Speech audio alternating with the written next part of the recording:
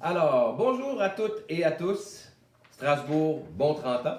Alors, j'ai eu comme mission de Nicole Lubens de vous lire un texte pour souligner cet événement. Alors, je vais vous lire le texte et il sera agrémenté de quelques surprises.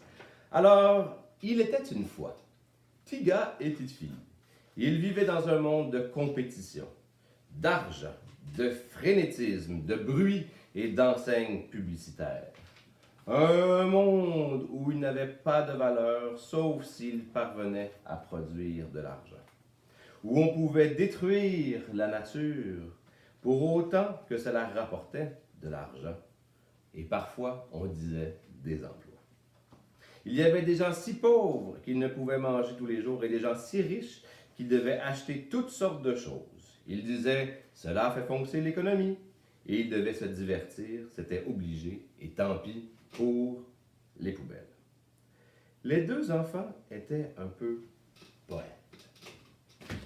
Ils étaient un peu révoltés.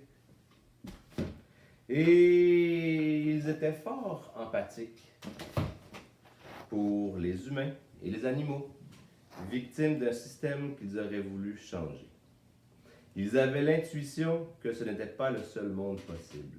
Ils ne pouvaient plus supporter ce côté obscur. Le côté obscur de la force. Ils ne pouvaient plus supporter l'inhumanité de l'humanité dont ils se sentaient un peu responsables puisqu'ils bénéficiaient des décisions qui faisaient de la nature et des humains des ressources. On disait d'eux que c'étaient des idéalistes. Ils voulaient un monde pour tout le monde.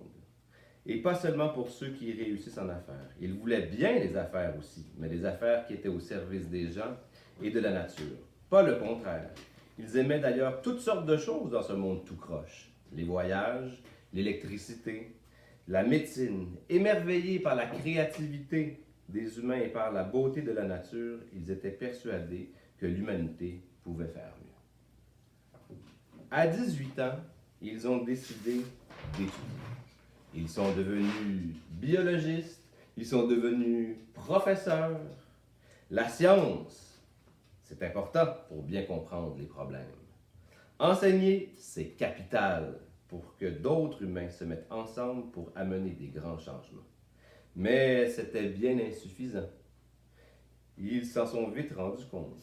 Et ils ont rencontré d'autres idéalistes.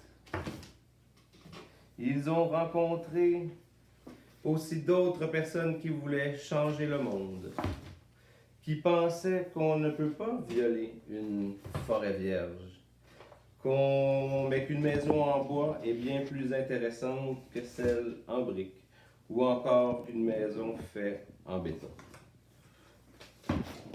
Et il était possible aussi qu'ils ont rencontré des ingénieurs qui voulaient fabriquer toute l'énergie et qui ne polluaient pas l'atmosphère. Des gens allumés qui faisaient dans leur coin toutes sortes de choses, faire pousser des légumes dans les villes. Et voilà. Et prendre de bonnes décisions pour se mettre ensemble, en commun. Ils se sont dit que c'était pour eux tout cela.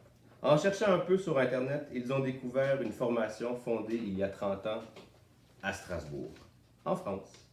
Les idéalistes de l'époque avaient voulu créer un nouveau métier pour tous ceux qui savaient déjà que l'homme et la nature sont des partenaires de la vie et pas des objets, ni l'un ni l'autre.